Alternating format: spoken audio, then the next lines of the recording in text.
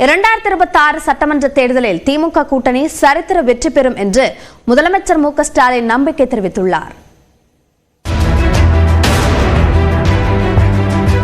திராவிட முன்னேற்றக் கழகத்தின் தலைமை செயற்குழு கூட்டம் அண்ணா அறிவாலயத்தில் நடைபெற்றது. கூட்டத்தில் உரையாற்றிய திமுக தலைவரும் முதலமைச்சருமான மு க ஸ்டாலின் திராவிட மாடல் ஆட்சியின் சாதனைகளை பட்டியலிட்டதுடன் 2026 சட்டமன்ற தேர்தல் இலக்கு குறித்தும் எடுத்துரைத்தார். சட்டமன்ற தேர்தல் காலத்தை நாம் எதிர்நோக்கி இன்னும் 1.5 ஆண்டு காலத்தில் சந்திக்க போகிறோம். 7வது முறை ஆட்சி அமைக்கணும் என்பதுதான் நம்முடைய இலக்கு. சட்டமன்ற தேர்தலில் 200 தொகுதிகளில் நம்முடைய கூட்டணி வெல்லும். என்னுடைய இந்த நம்பிக்கைக்கு ஆணிவேர் தான் நீங்க.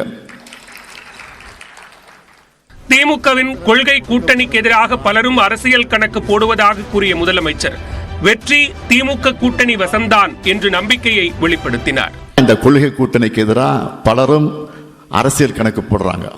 நான் உறுதியாக சொல்றேன், நம்ம கொள்கை கூட்டணிக்கு எதிராக அவங்க போடுகிற கணக்கெல்லாம் தப்பு கணக்குகளாகத்தான் ஆகும்.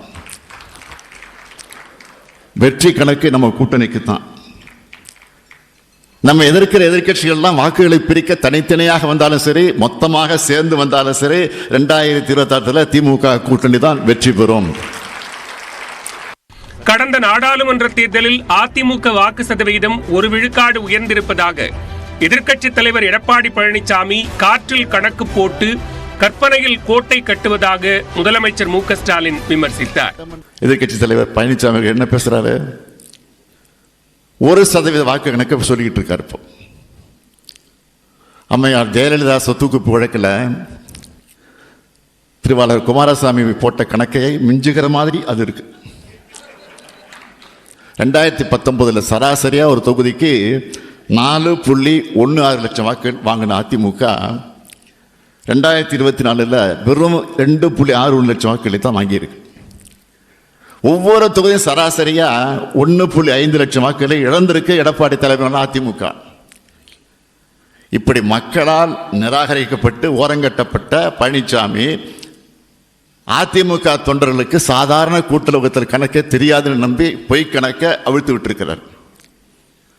அவர் சொன்ன கணக்கு அடிப்படை அறிவுள்ள அதிமுக நிச்சயமாக கேட்டு ஒத்துக்க மாட்டாங்க, சிரிச்சுக்கிட்டு இருக்காங்க. அம்பேத்கரை கொச்சைப்படுத்திய அமித்ஷாவை எடப்பாடி பழனிசாமி கண்டிக்காதது ஏன் என்றும் அவர் வினவினார்.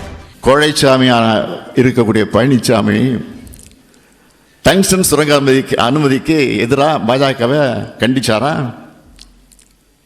புரட்சியாளர் அம்பேத்கரை கொச்சைப்படுத்தின ஒன்றிய அமைச்சர் அமித்ஷாவுக்கு எதிராக கீச்சு குறையில்லாத கத்தினாரா?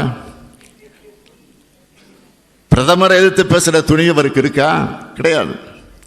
யார் ஆட்சிக்கு வர வேண்டும் என்று சொல்லுகிற அதே நேரத்தில் யார் வரக்கூடாது என்பதை மக்களுக்கு புரிய வைக்க வேண்டும் என்றும் திமுகவினரை முதலமைச்சர் கேட்டுக்கொண்டார். வெல்வோம் 200 படைப்போம் வரலாறு என்ற முழக்கத்தை கூறி தனது உரையை முதலமைச்சர் மு க ஸ்டாலின் நிறைவு செய்தார்.